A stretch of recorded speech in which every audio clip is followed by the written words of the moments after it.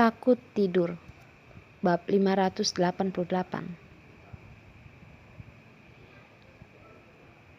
Kemarin, mengetahui bahwa Arila akan datang ke Amerika Serikat dan tinggal di sebelah mereka. Di tengah malam, Puspita menarik Gustin untuk melihat rumah itu. Meskipun tahu bahwa bawahan Carson mengerjakan sesuatu, pasti tidak akan ada masalah. Tetapi tidak melihatnya dengan mata kepala sendiri, Puspita mana mungkin bisa tenang. Puspita, untung ada dirimu. Sementara itu, Arila merasa sudah kembali ke sana bertahun-tahun yang lalu dan melihat bahasa Puspita yang membawa tas troli dan menemaninya ke Pasir Bumi. Pada tahun itu, mereka berdua dari Kyoto pergi ke kota Pasir Bumi dan mereka mengemas beberapa pakaian ke dalam koper. Yang lainnya tidak ada. Pada saat itu, mereka penuh energi dan penuh percaya diri, dan percaya mereka pasti akan menemukan dunia mereka sendiri di kota Pasir Bumi. Kemudian, mereka berdua perlahan-lahan berakar di kota Pasir Bumi, dan memiliki studio dan pekerjaan sendiri, menjalani hari dengan gaji yang masih sangat kecil. Arila yakin, dalam beberapa tahun ini, dia dapat berakar di tempat asing ini. Dan beberapa tahun kemudian, bisa sama baiknya dengan hari itu. Dia ingin membawa anak-anaknya untuk berakar di kota itu. Karena kota itu adalah tempat kelahiran Carson, juga tempat dia dibesarkan. Kehidupannya dulu, dia tidak beruntung untuk berpartisipasi di dalamnya. Di masa depan, dia juga tidak bisa berpartisipasi di dalam hidupnya. Tetapi dia bisa tinggal di sisinya dengan caranya sendiri. Ini adalah bangunan 3 lantai dengan halaman yang kecil. Begitu masuk, ada halaman kecil juga ditanami bunga dan tanaman, dan juga ada ladang sayur kecil. Lantai pertama adalah dapur dan restoran dan tempat untuk beraktivitas.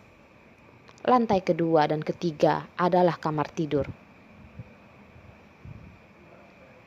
Arila, ayo, kamar tidurmu dan Rila kecil ada di lantai 2. Aku akan membawamu untuk melihatnya terlebih dahulu. Tuan Ferdian, kamarmu dan Sebastian ada di lantai 3. Kalian pergi melihatnya sendiri.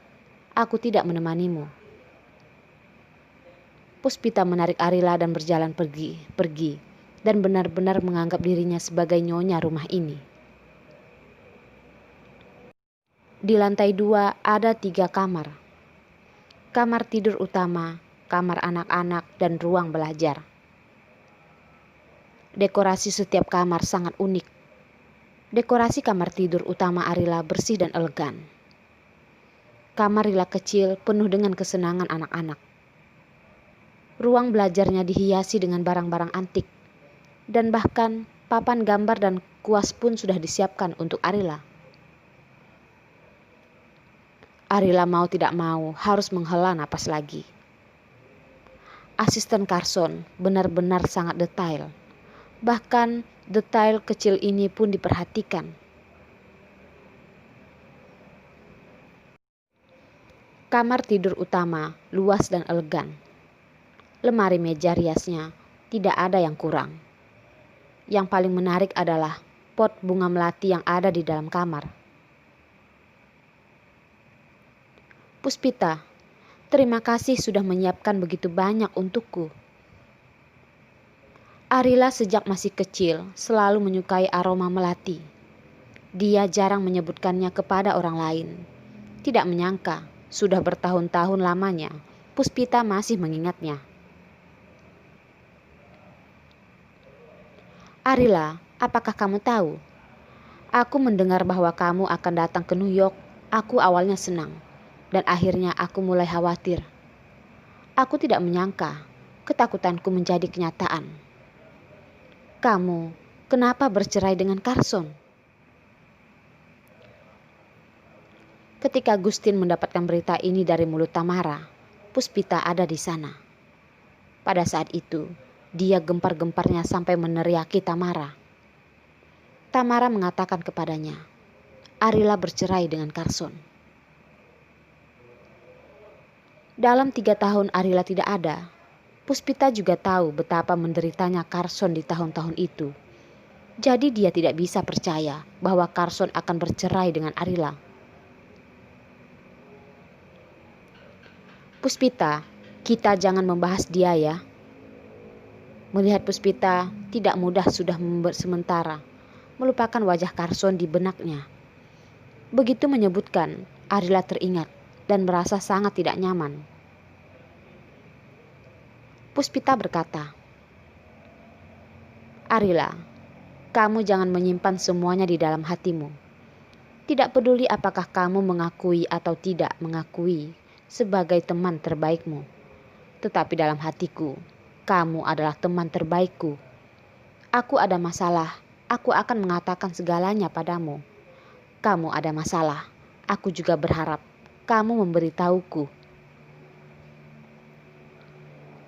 Puspita, beri aku 2 hari untuk memikirkannya. Tunggu aku memikirkannya dengan jelas, baru memberitahumu.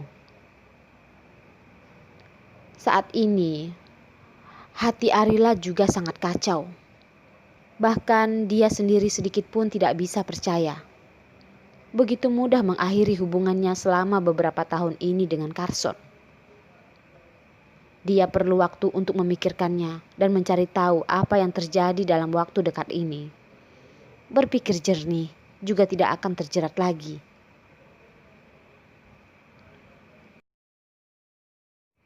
Arila, bagaimanapun kamu jangan lupa, kamu masih punya aku.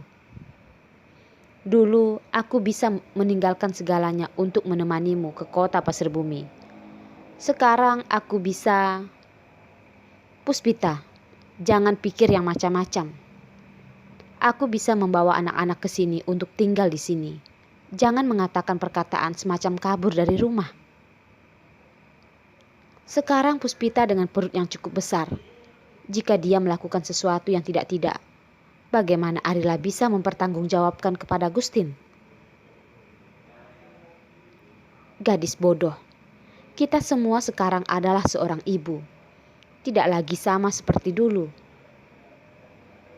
Pikiran tentang masa lalu, meskipun nostalgia, tetapi sekarang juga sangat bagus. Namanya juga manusia. Saat ini kita harus menghargai setiap hari. Kita tidak boleh terus memikirkan masa lalu. Kita harus melihat ke masa depan. Arila, kamu di atas pesawat tidak tidur begitu lelap. Mandi dulu dan tidur sianglah. Ferdian khawatir tubuh Arila tidak kuat. Perjalanan sejauh ini dan hamil bukan hal sepele. Aku sudah membiarkan Gustin mempersiapkan perjamuan. Malam pergi ke rumahku untuk makan malam ya. Puspita melihat jam dan berkata lagi. Waktu makan malam segera tiba.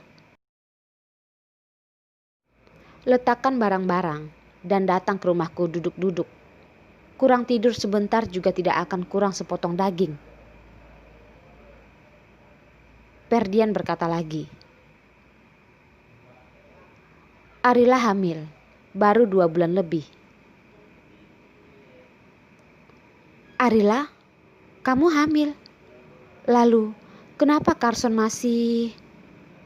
Puspita menggigit bibirnya dan gugup sambil berkata, kamu duduk dan istirahat sebentar. Makan malam aku akan mengirimnya kemari. Dia sendiri hamil saja tidak begitu gugup. Begitu dia mendengar Arila hamil, Puspita menjadi sangat tegang. Arila hanya merasa lucu dan berkata, tidak apa-apa, sudah anak kedua. Anak ini tidak begitu lemah. Arila bisa merasakan bayinya sangat kuat dan berani. Beberapa hari ini terjadi begitu banyak hal pun dia tidak merusuh. Jangan bicara banyak lagi. Istirahat dulu.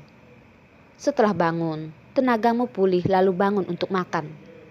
Jika tidak, aku akan mengirimkannya untukmu.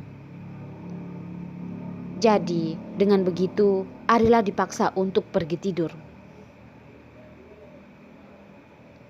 Meskipun naik pesawat selama lebih dari 10 jam, di pesawat tidak benar-benar istirahat. Tapi Arila sama sekali tidak mengantuk. Dan tenaganya sangat baik, yang membuat dirinya merasa luar biasa. Mungkin dia tidak berani tidur. Arila takut ketika dia berbaring, tidak akan ada lagi dada tebal. Tidak bisa mendengarkan detak jantung dengan tidurnya yang stabil. Dan di saat bermimpi buruk, tidak ada yang bisa langsung menariknya keluar dari mimpi buruk itu. Dengan kata lain, dia tidak hanya tidak tidur di atas pesawat. Malam sebelum bercerai, dia juga sepanjang malam tidak menutup matanya. Bukan tidak bisa tidur, Arila takut untuk tertidur. Puspita membawa kedua anaknya pergi dan memaksanya untuk beristirahat sejenak. Berbaring di ranjang besar yang empuk dan nyaman. Kedua mata besar Arila memandangi atap. Berbaring sejenak, mengantuk. Arila mencoba untuk berkedip dan membuat dirinya sedikit terjaga. Dia takut tidur. Dia takut begitu dia tertidur, dia di dalam mimpinya akan ditangkap oleh iblis-iblis dan dia tidak akan pernah bangun lagi.